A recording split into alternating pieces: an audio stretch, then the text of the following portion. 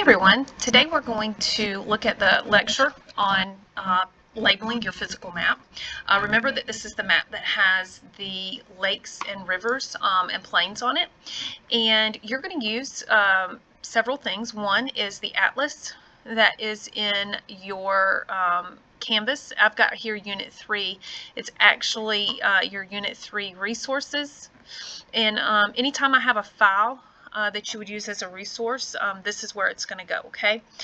So there's your notes guide, and here's your atlas. And if you just click on the atlas, it will, if you give it a second, it's a pretty big file, it's going to pop up, and you can zoom. You can make this bigger if you need to. So you can see what you're doing and what you're looking at, okay? So use this and as you go through to make sure that you are doing this correctly. Now, on this sheet, it says a couple of things. It says that there are some features with a star. The starred ones are only going to be found on the second map. That's the first map, and this is the second map. And one just has a little bit more detail than the other, but there are a couple of things, a couple of rivers, and then the Strait of Magellan is on the second map, okay? But this is the map completed, and as I go through, I'm going to try to go in order, bodies of water first, and then the landforms, the islands, the mountains, and the rivers. So I'm going to, and the lakes, but I'm going to go in order. I'm not just going to go north to south, but because I want to make sure that you've done it. And I'm going to zoom in when we get to certain places so you can see it, okay? So to begin with, I just want to point a few things out. I did not ask you to. But I did want to say that I went ahead and labeled the United States and down here Antarctica.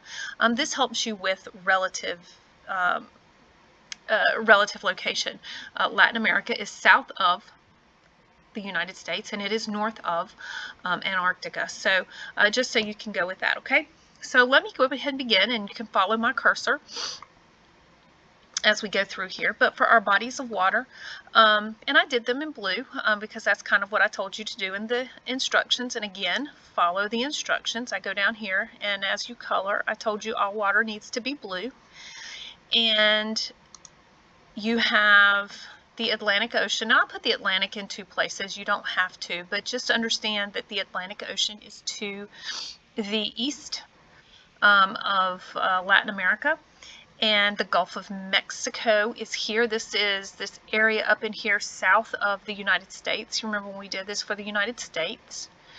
You have the Caribbean Sea. Okay, it's above, it's just above Venezuela. Right here is the Caribbean Sea. And then over here to the west, you have the Pacific Ocean. And then I'm going to make this bigger so we can see the Strait of Magellan. Okay, if you go down to the very tip of South America, you can see, and I've just colored it this dark blue, but this is the Strait of Magellan, and I'm going to pull it up on this atlas over here so you can see it. There it is at the bottom, and you just can kind of see how that goes, okay? So make sure you've got that labeled correctly, okay? And one other one is, if we go up here, it's kind of hard to see, but in the midst of the Andes Mountains, there is a little circle. And you kind of have to look carefully for it, okay? But I'm going to help you out.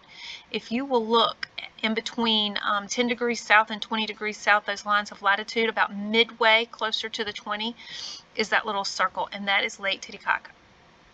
Okay, so there are your bodies of water. All right, now we're going to move over to the major landforms, and a few things about our landforms. If you look at both of these maps, let me go back to, if you look at both of these maps, mine are close. I didn't make the Brazilian highlands probably as large as I should have, but I've looked at other maps and it's a little bit of both. So as long as you understand, generally speaking, where these areas are, we're okay. make sure that as you do this, you are doing more than just coloring the words. I don't want the words colored. I want the region colored, okay? So let's get started with the top one. The first of the major landforms is the Amazon Basin. And if you look at this, the Amazon River is here, and we're going to do the rivers in a minute. But the basin is the area that all of those rivers that are a part of the Amazon system are in. This is an immense area. Okay, so as you go through, make sure that you label this the Amazon Basin, and if you come, you know, and then just color it. Okay, just kind of color it in. Next is the Atacama Desert, and this is down here in Chile, and it is to the west of the Andes Mountains. And again, it falls kind of between 10 degrees south down to about 30 degrees south through those latitudes. So just kind of color that red, because I did tell you in the directions that all deserts are red. And I actually put that over here that you have deserts. Okay. You have your Brazilian highlands, and this area, this can be a huge area depending on which map you look at, but I kind of did this. You could see the mountains here, but it kind of flows all in this area. It follows in this area right here. You also have the Guiana highlands. You can see that. And then, and you'll notice too, again, I told you in the directions that the highlands need to be yellow. So I colored them yellow, and then I'd used purple as a way so you could see in it. And like I said, I kind of colored into this a little bit with the green, and I'll explain that in a minute. But just understand that this area in general around in here are the highlands, okay? The Llanos. Now, we haven't necessarily looked at this. This is in your notes guide, but the Llanos are a plains area, and so our plains are going to be green.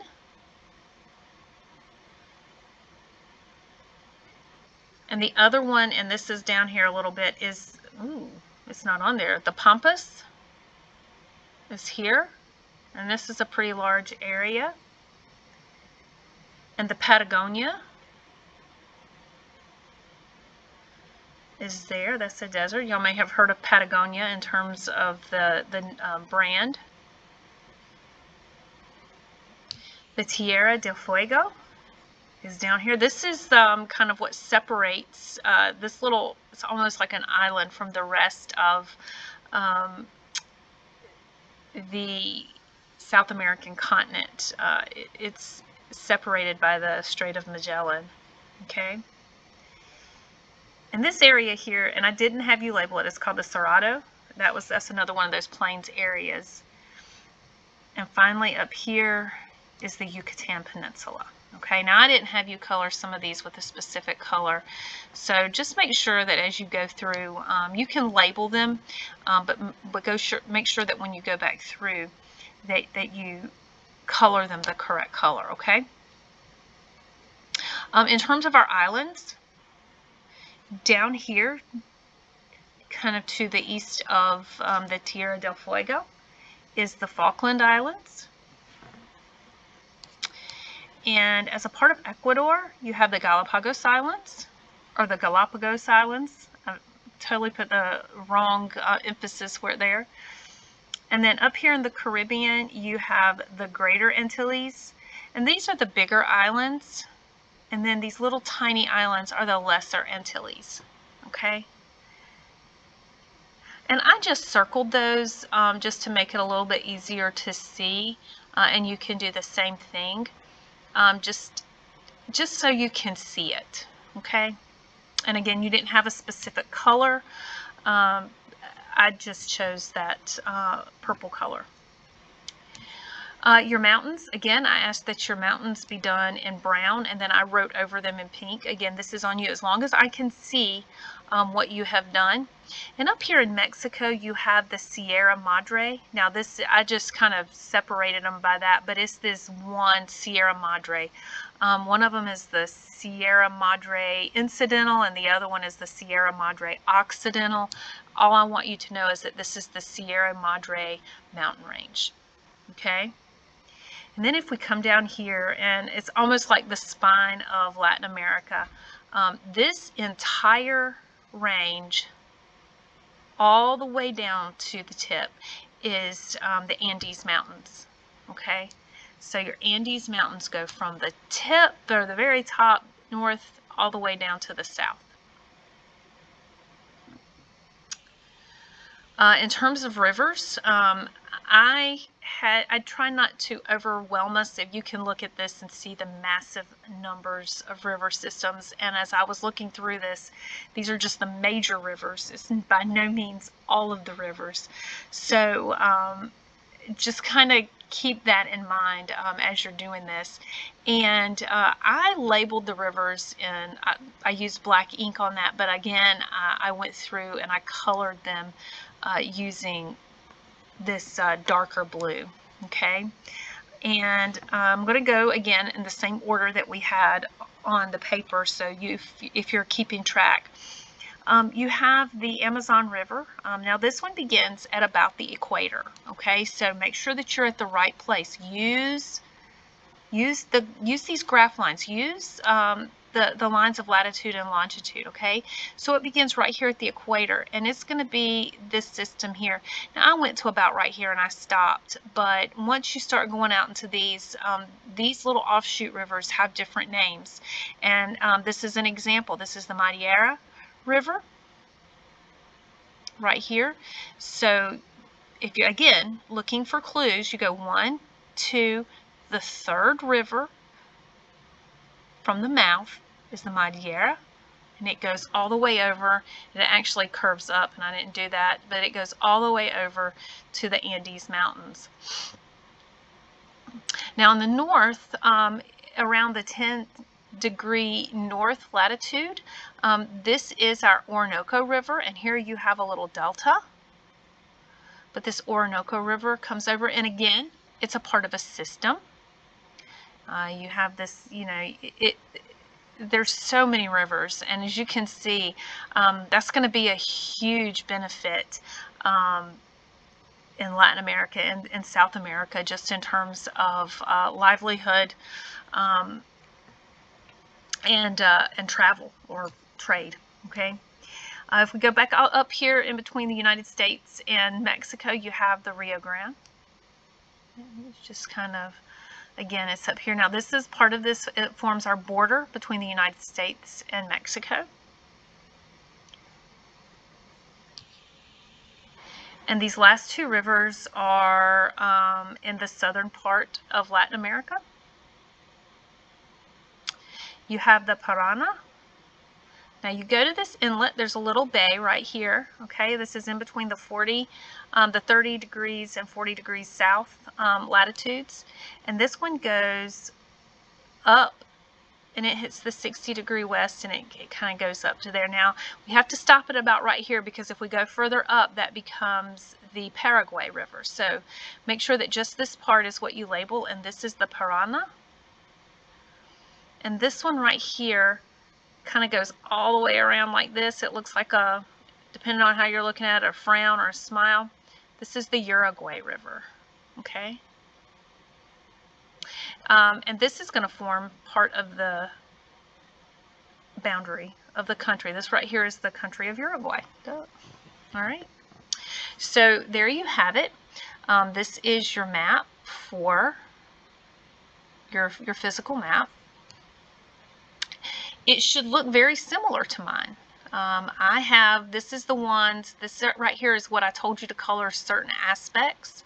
I've given you specific colors to use for the mountains, the highlands, the deserts, the plains, and the water. Okay, so make sure that you have those.